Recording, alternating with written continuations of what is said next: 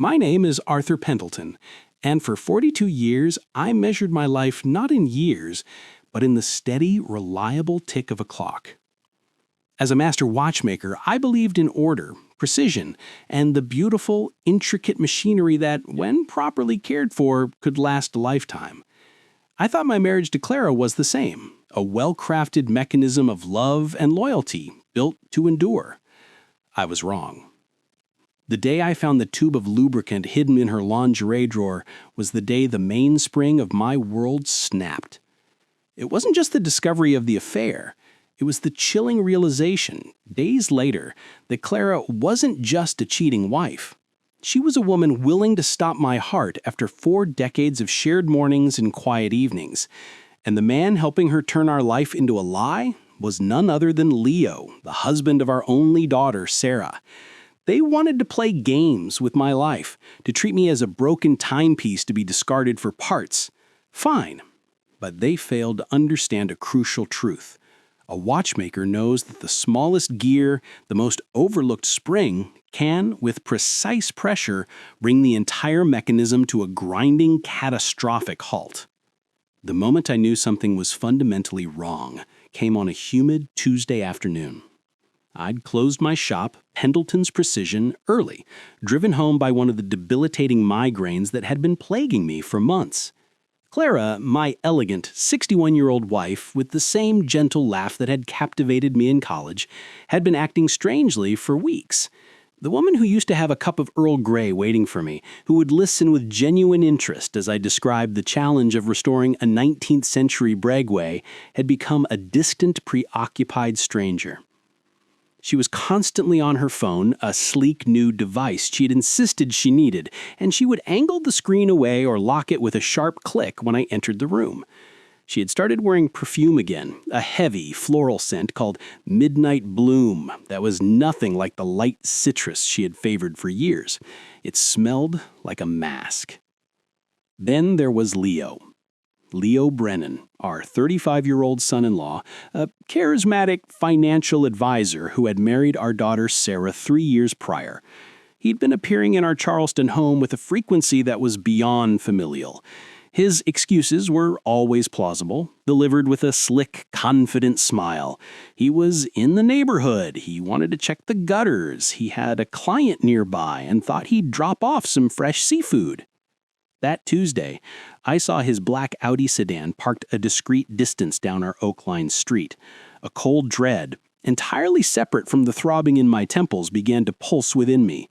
I entered our home through the kitchen door, moving with the quiet care of a man handling a delicate antique. Their voices drifted from the sunroom, Clara's laugh, but it was different. Higher, girlish, a sound I hadn't heard in 20 years. It was followed by Leo's low, intimate chuckle. I stepped into the doorway. Clara shot up from the wicker sofa as if electrocuted. Leo, leaning against the mantelpiece, holding a tumbler of my best scotch, merely offered a relaxed smile. "Arthur, you're home early," Clara said, her voice a brittle octave too high. "Migraine," I grunted, my eyes fixed on Leo. "Just dropped by to go over those investment portfolios I mentioned, Art. Noticed some concerning volatility. Wanted to make sure Clara was comfortable with the strategy." The explanation was reasonable. The portfolios were real. But the air in the room was thick with something unspoken. Clara's cheeks were flushed. There was an empty glass of wine next to her on the sofa. The casual intimacy of the scene, Leo in his shirt sleeves, helping himself to my liquor in my home, felt like a violation. He left shortly after with a clap on my shoulder that felt more like a claim of territory than a gesture of affection. "Take care of yourself, Art. You're looking a bit pale." That night, Clara was suffocatingly attentive. She made me a special tea, fussed over my pillow, and ran a bath. Her kindness felt like a performance, an overacted play to distract from the sin committed in the previous act. The next morning, the migraine had receded to a dull echo. Clara was still asleep, her breathing deep and even. My reading glasses, my constant companions, were missing from my nightstand. Thinking they might have slipped behind the dresser on her side, I quietly opened her top drawer. My fingers brushed against silk and lace, and then something cold and cylindrical. I pulled it out. A tube of personal lubricant. Expensive, European, still in its box. I stared at it, the morning light cutting through the gaps in the blinds, illuminating this foreign object in my hand like a piece of evidence at a crime scene. Clara and I had a warm, affectionate marriage, but our physical intimacy had naturally waned over the past few years, a mutual, unspoken understanding of aging bodies and comfortable companionship. This was something more than just a sordid affair. That discovery changed everything. Suspicion was a corrosive acid, eating away at 42 years of trust. I needed proof. Not just for my sanity, but for my survival. I felt in my bones that this was more than a sordid affair. On Friday, I told Clara I had a complex restoration, a client's prize Patek Philippe that would require a long, uninterrupted weekend at the shop. She barely looked up from her phone. "Okay, Arthur, don't work too hard." I didn't go to the shop. I drove to an electronics store across town and, paying in cash, bought a high-quality, voice-activated digital recorder. It was smaller than a matchbox. That evening, under the guise of having forgotten a specific loop, I returned home. The house was empty. Clara's car was gone. This was my chance. I moved through the silent rooms, my heart a frantic drum against my ribs. I needed a place they would feel safe talking, a place the recorder could pick up everything. The living room was too open. The bedroom felt too invasive, even for this. Then I thought of the sunroom. It was their space, the scene of their initial intimacy. It was also where Clara often sat to read, a small book-lined nook off the main room. Working quickly, I tucked the recorder deep behind a row of thick, leather-bound classics we never read, a set of Dickens that had been her father's. I tested it, whispering, "Testing, testing," and played it back. The sound was crystal clear. I left, a ghost in my own home, and drove to a motel, where I spent a sleepless night staring at the textured ceiling, imagining the worst. The next day, Saturday, I waited. From a coffee shop down the street, I watched our house. At 2 p.m., Leo's Audi pulled into the driveway. He didn't even bother parking down the street anymore. He walked to the door with the confident stride of a man entering his own home. Clara opened it before he could knock. Even from a distance, I could see the way her body leaned into him, the quick, furtive kiss before she pulled him inside. I felt a physical pain, a twisting nausea that had nothing to do with migraines. I left, a ghost in my own home, and the image burned into my mind. The proof of the affair was now visceral, but I needed to hear the words. I needed to know the why. On Monday morning, I returned home while Clara was at her weekly charity board meeting. The house felt different, tainted. I retrieved the recorder, my hand closing around the cold plastic as if it were a live grenade. I drove to my shop, locked the door, and turned the "closed" sign. In the back room, surrounded by the quiet tick of 100 timepieces in various states of repair, I put on my headphones and pressed play. The first few minutes were mundane. The sound of the door opening, their greetings, the clink of glasses. "Brought you that Chardonnay you liked?" Leo's voice. "You're too good to me." Clara's voice, soft and purring. Only the best for my girl. I fast-forwarded, my stomach churning. Then their tones changed. The flirtation evaporated, replaced with a cold, businesslike seriousness.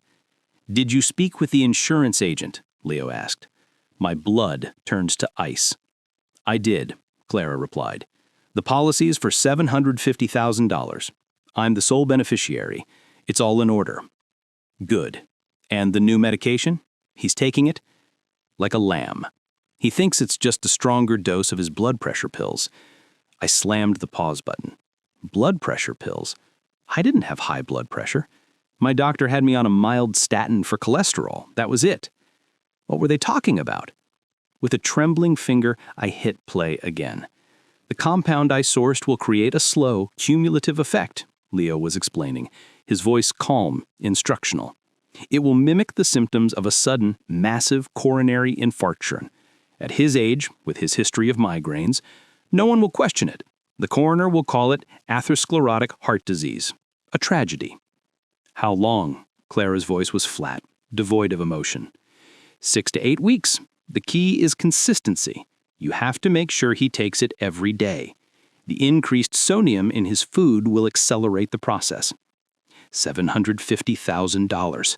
They were discussing my murder with the detached air of people planning a home renovation. They weren't just betraying me, they were methodically plotting my execution. And my own wife was my executioner. The recording continued. Once it's over, and the money clears, we can disappear. Costa Rica, that villa with the ocean view we looked at online. And Sarah? Clara asked, mentioning our daughter. Leo's laugh was a short, cruel sound. Sarah is buried in her work at the hospital. She'll be devastated, of course, the grieving daughter. She'll lean on you, and we'll comfort each other. After a respectable period, you'll sell this mausoleum, and we'll be free. There was a long silence, then the sound of kissing. I ripped the headphones off and vomited into the small sink I used for cleaning watch parts. I gripped the edges of the porcelain, my body shaking with waves of horror and a rage so profound that it was blinding. They weren't just adulterers, they were monsters. Clara was willing to orphan her own daughter for a life of luxury with a man young enough to be her son. Leo was not just a cheat, he was a predator, a poisoner, a killer. I thought of the migraines, the fatigue I'd been feeling. I rushed to the small bathroom in my shop and retrieved the bottle of pills from my jacket pocket. Arthur Pendelton, atorvastatin, the label read. They looked exactly as they always had, but now I knew they were something else entirely. I emptied them into the toilet, watching the little white tablets swirl away, each one a tiny dose of death prescribed by my wife. That night, I lay beside Clara in our bed, listening to her peaceful breathing. The woman who had held my hand through my father's funeral, who had cheered with me at Sarah's graduation, who had been my constant for nearly my entire adult life, was planning to kill me for money. The intimacy of the shared space was a form of torture. Every breath she took felt like a countdown to my own end. But their plan had one fatal flaw. They had underestimated the patience and precision of a watchmaker. They saw me as old, boring, predictable Arthur, soon to be a closed file. They didn't see that I'd spent a lifetime fixing complex, broken things, and I was about to fix this. The following day, I called Clara and told her I had to take a last-minute trip to New York to consult on a museum's clock collection, a lie that was easily believed given my reputation. Instead, I began my own investigation into Leo Brennan. I started by following him. At 8 a.m., he left his and Sarah's modern apartment in the historic district. He wasn't heading to his office. His first stop was a luxury high-rise overlooking the harbor. A woman answered the door, silver-haired, impeccably dressed, in her late 60s. She greeted Leo not with a handshake, but with a deep, lingering kiss. He was inside for over an hour. My stomach churned. This wasn't just about Clara. I followed him to a gated community in Mount Pleasant, where another woman, perhaps in her early 50s, greeted him with similar familiarity. Then to a stately home in the Old Village, where a third woman, around Clara's age, practically pulled him inside. By noon, I had watched Leo visit 4 different women, all older, all clearly wealthy. At each stop, he carried a small gift, flowers, a bottle of wine, a pastry box. At each stop, he emerged looking refreshed. This was a pattern, a system. Leo Brennan wasn't a financial advisor. He was a professional gigolo, a con artist who specialized in seducing wealthy, older women. Clara wasn't special. She was a mark. But she was a unique mark because she came with a husband who had a significant life insurance policy, a husband who could be removed. I needed to understand the full scope of his operation.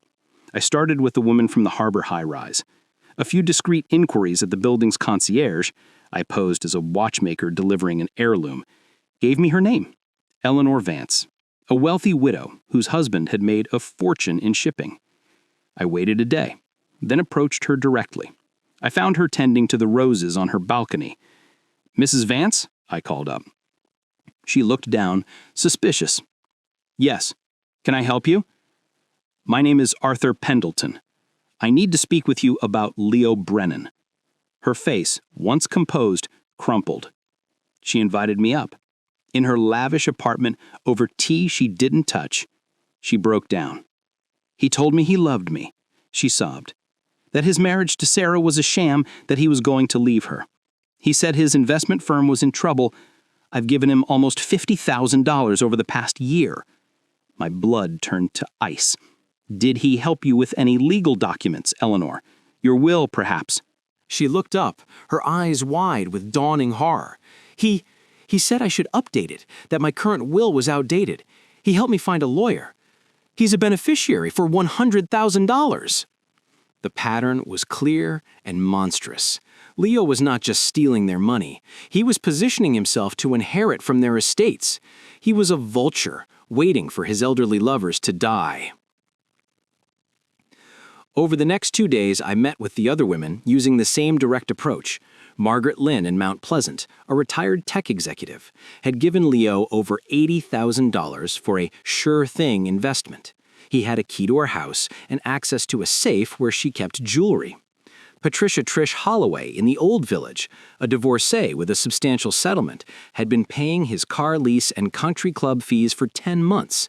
She believed they were secretly engaged. Each woman thought she was Leo's one true love. Each was being systematically bled dry. The total I calculated from just these 4 women was over $250,000, with potential inheritance payouts in the millions. But Clara was the crown jewel. With me out of the way, he wouldn't just get a share. He would get everything Clara inherited, plus the life insurance payout. He was playing the long, murderous game. I sat in the quiet of my shop, surrounded by the gentle, rhythmic ticking of clocks. The sound was no longer comforting. It was the sound of a countdown. Leo and Clara's plan was already in motion. I was being poisoned. I had to act, but I had to act with the same precision I applied to my craft. Revenge wasn't enough. This required justice. It required a trap so perfectly engineered that they would spring it themselves in the most public and damning way possible. The plan began to form in my mind, piece by intricate piece, like assembling a complex movement. Their weapon was intimacy and secrecy. My weapon would be that same intimacy turned against them in the most humiliating way imaginable. I would use their own lies to ensnare them. The centerpiece was industrial-strength adhesive. In my work, I sometimes used a specialized, clear, fast-bonding glue for repairing certain types of enamel or securing minuscule components. Once set, it was nearly impossible to separate without the correct solvent. It was painless, odorless, and in the dim, romantic lighting Clara favored, indistinguishable from the product she kept hidden in her drawer. But the glue was just the trigger. The real masterpiece would be the aftermath. I needed witnesses. I needed emergency services. I needed the entire insular, gossipy world of Charleston high society to see the truth.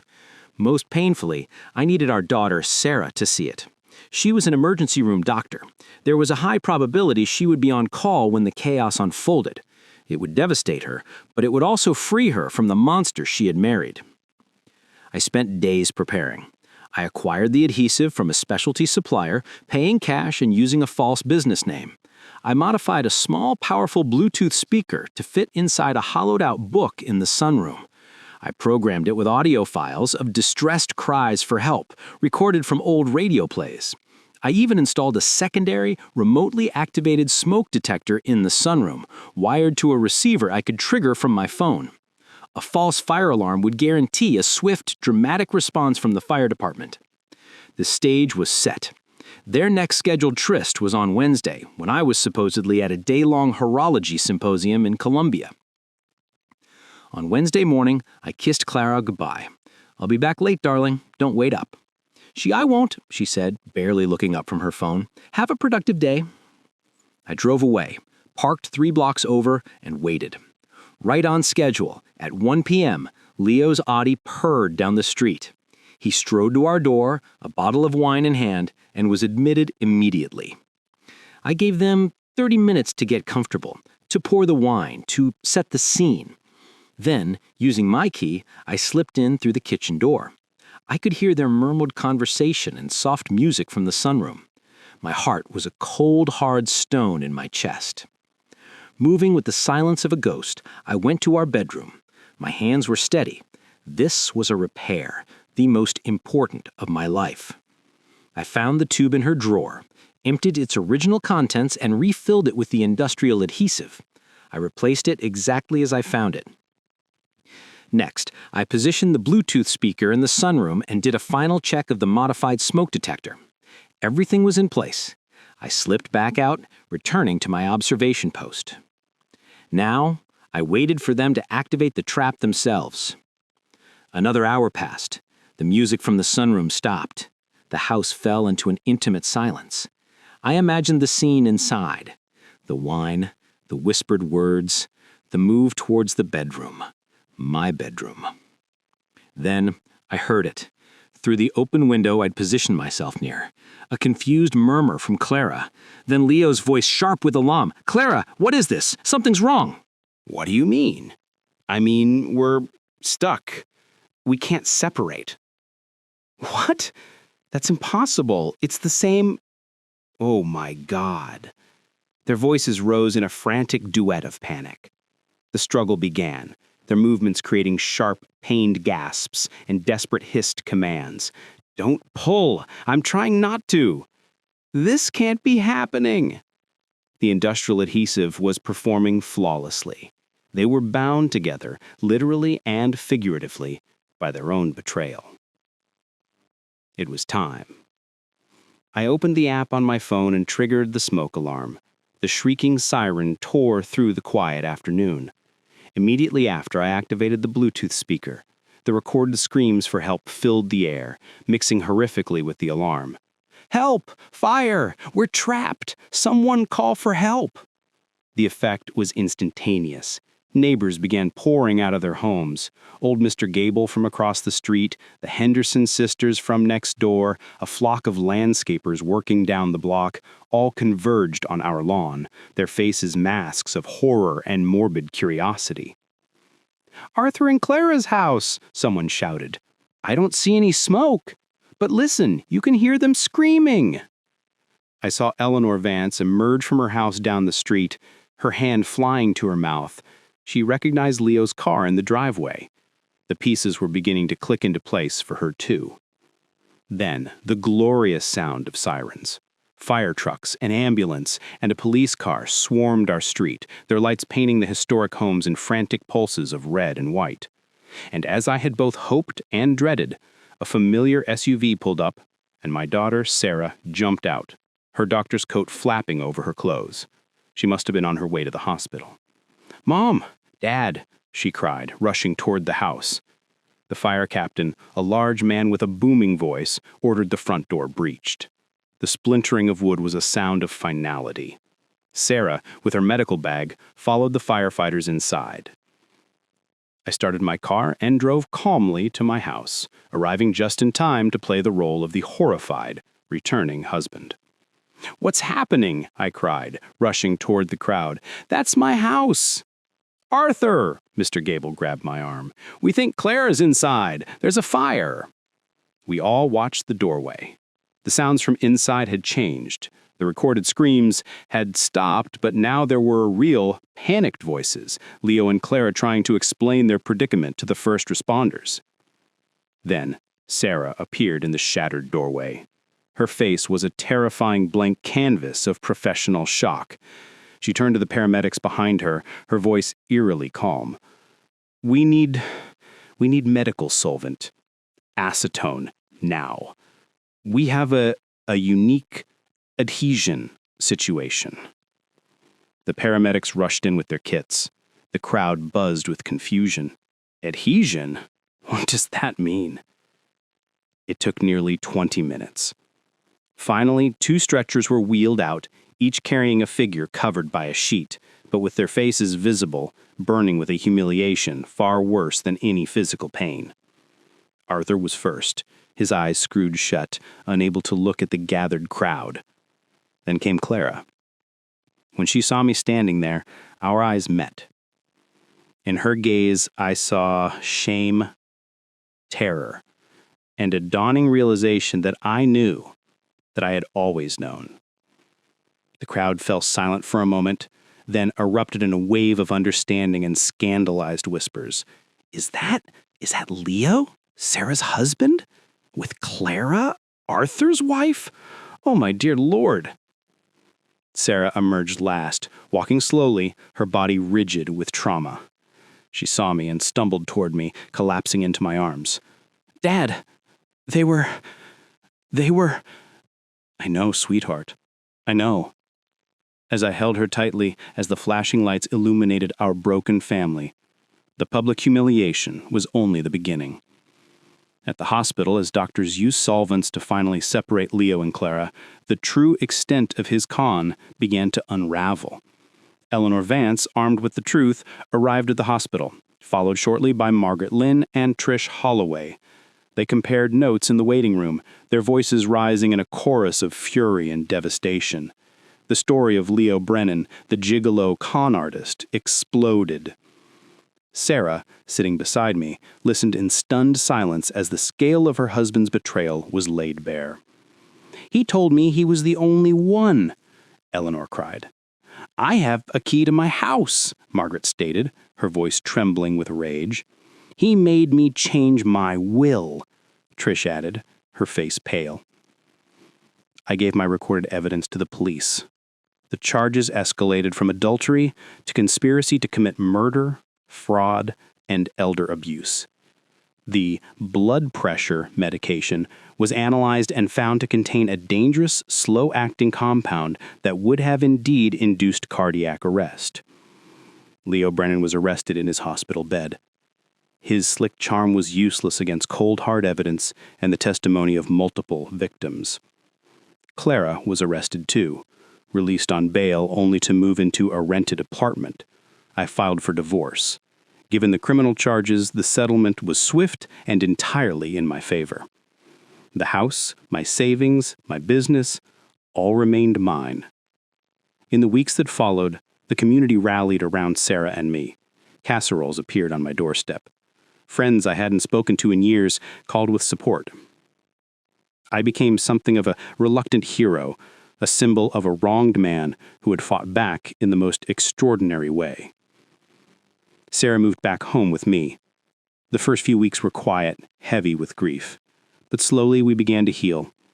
We talked for hours on the porch swing, something we hadn't done since she was a teenager. We rebuilt our relationship, piece by delicate piece. One evening about 6 months after the scandal, we were sitting in the sunroom. The room that had once been a chamber of secrets was now just a room with books and light. "Dad," Sarah said, her voice soft. "That day, the smoke alarm, the glue, it was all so precise, like one of your watch mechanisms." I looked at her, my brilliant daughter. She knew. Maybe not all of it, but she knew me.